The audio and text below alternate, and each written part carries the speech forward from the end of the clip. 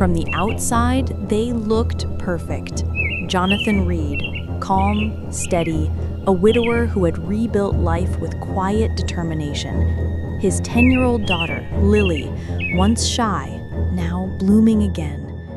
And Madeline, the new wife, graceful, affectionate, everything a man could ask for. She cooked, smiled, tucked Lily in at night with gentle hands and sweet words. To everyone else, she was a gift. But Lily had changed. She stopped drawing, stopped humming in the hallway. Her laughter, once bright, now came in soft, measured doses. She flinched at loud noises, avoided eye contact. Jonathan noticed, but explained it away. Children took time to adjust. Madeline was trying. She loved Lily, didn't she? Still, something wasn't right. One night, as they sat around the dinner table, Madeline chatting about summer camps and vitamins, Lily said nothing. She just stared at her plate, arms tight to her sides. And that's when Jonathan saw it. Just below her sleeve, a faint bruise on her wrist. She said she tripped. That was Lily's answer when Jonathan pointed to the bruise. A pale, yellowing mark on her wrist, barely visible, unless you were looking, and Jonathan had started looking. She moved differently now, careful, quiet, always watching, always waiting. Her posture stiff, her gaze low, her smile rehearsed. There were more bruises, small ones, on her ankle, near her collarbone, on her shoulder, half hidden beneath her school blouse. Each one had a reason. She bumped the table. She fell. She was clumsy. Madeline always explained it first, before he could even ask, with a soft voice, a gentle hand on his arm, and that smile, so calm, so convincing. But the house felt colder. Lily didn't run to greet him anymore. She didn't ask for bedtime stories. Sometimes he found her curled up behind the living room chair, eyes open, blank. Once he came home late and asked where Lily was. In bed, early, Madeline said, sipping tea like nothing had happened. She was acting out. But when he checked, the lights were still on. Lily sat on her bed, unmoving, hands folded, eyes unfocused.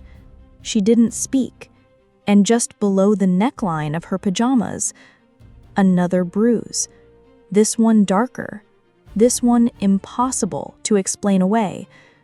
Madeline's smile never wavered. She played her part flawlessly. The loving stepmother, the doting wife. She posted family photos online, signed Lily's homework with hearts, and told anyone who'd listen how she felt blessed. But Lily had gone silent. Her drawings now showed faceless people, dark clouds, bars over windows. She flinched when Madeline walked by, stiffened when touched, avoided looking anyone in the eye. Jonathan wanted to believe it was just growing pains, that Lily was being dramatic, that things would get better, but the signs were everywhere. Her stuffed rabbit, once loved, now hidden, torn at the ear, hair tangled, uneven, like it had been yanked, a plate of untouched food, cold by the time dinner ended, and always that empty look in her eyes, like something inside her was shutting down. Once, Jonathan overheard Madeline whisper sharply behind a closed door, No one's going to believe you, so be quiet. Lily didn't cry. She didn't scream. She just stopped being a child. While Jonathan worked long hours to keep their life steady, Madeline was quietly tearing it apart. It started with late-night gambling, digital poker rooms, spinning wheels, blinking jackpots. She called it harmless fun. But soon, credit cards went missing. Small loans appeared in Jonathan's name. Bank statements didn't match. Then came the apartment, the very roof over their heads. She forged his signature, filed fake documents, used their home as collateral for debts he never knew existed, all while preparing Lily's lunch for school, all while smiling, saying things like, "We're a team." By the time the first letter from the bank arrived, the damage was already done. Tens of thousands gone, and the home he'd built for his daughter, no longer theirs. Madeline denied everything. "Some clerical error," she said. "I'd never do that to us." But Jonathan was no longer listening to her words. He was watching Lily instead. How she shrank when Madeline entered a room. How she winced when the front door opened. How she flinched when someone raised a hand to wave. Something deeper than debt had been stolen. It fell by accident. Jonathan was changing Lily's sheets when a small notebook slipped from beneath the mattress. Blue cover, worn edges, a sticker on the front that read, "Things I can't say." He hesitated, then opened it. Inside were pages of uneven handwriting, some letters backwards, some crossed out, but the words were clear. "She says I ruin everything. She locks me in the laundry room when I talk back. She broke my rabbit because I spilled juice. I told her I missed Mommy. She slapped me." Line after line, confessions no child should ever have to write. And near the end, in pencil smudges, "If I disappear, maybe Daddy will see me again." Jonathan couldn't breathe. His hands trembled as he closed the book. Then slowly he stood, walked to the hallway, and opened the hallway closet. Inside, behind the towels, he pulled out an old security camera kit he'd forgotten they even had. The silence in the house that night was different. Not heavy, not sad. It was a silence waiting for truth. The camera was small, unnoticed, installed in the corner of Lily's room and one in the hallway. It recorded in silence. Jonathan waited.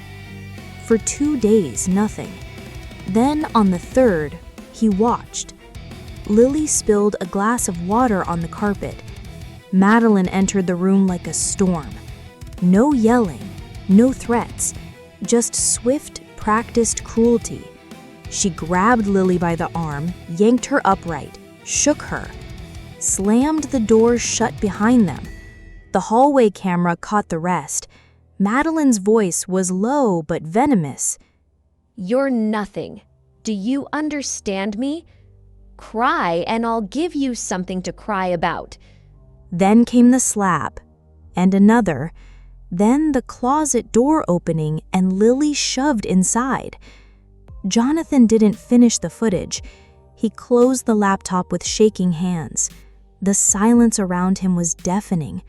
Something inside him broke. He looked around the room. The photos on the wall, the fake smiles, the woman in the kitchen humming as she stirred her tea, and he realized he had let the monster in. The confrontation wasn't loud. Jonathan sat at the table, the camera footage paused on his screen. Next to it, the mortgage documents. Her signature, his forged one, the final letter from the bank, foreclosure pending. Madeline walked in, still in her robe, holding a cup of coffee. She smiled. Jonathan didn't. He turned the screen toward her. First the bruises, then the slap, then the documents. Her smile cracked, just slightly, but she was fast. "That's not what it looks like. She's manipulating you.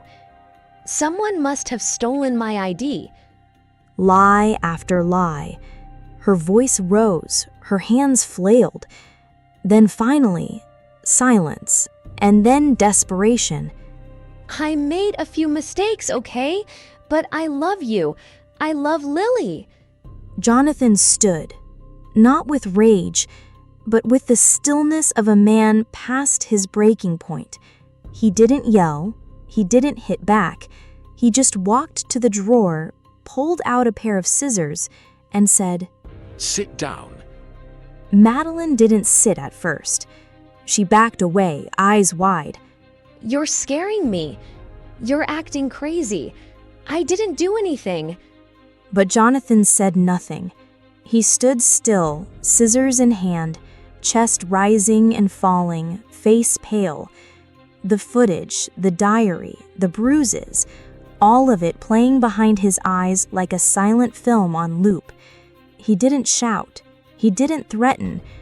He just reached forward and grabbed a fistful of her hair. That's when she started to scream. No, please, I'll fix it. I swear, Jonathan, don't. The first cut was rough, jagged, uneven. A dark lock fell to the floor. Then another. She cried out, hands covering her face, mascara streaking down her cheeks. Please, I'm sorry. I didn't. But Jonathan kept going. This wasn't punishment. This was exposure. Cut by cut, the image of the perfect wife disappeared. Gone were the curls, the gloss, the carefully constructed persona. What remained was raw, ugly, human. When he finished, he dropped the scissors. She collapsed to her knees, shivering, humiliated, shorn. And in the hallway, a sound. Soft, barefoot steps on the wood. Lily stood at the edge of the hallway. Her small hands clutched the torn-eared rabbit, the one she had hidden weeks ago. She didn't cry. She didn't move. She just watched. Watched the woman who once forced her into closets, now kneeling in silence. Watched the scissors on the floor. Watched her father, still, steady, eyes distant. Jonathan turned.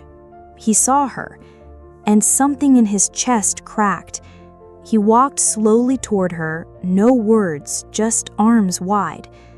Lily didn't hesitate. She ran into his chest and held him like she'd been holding her breath for years.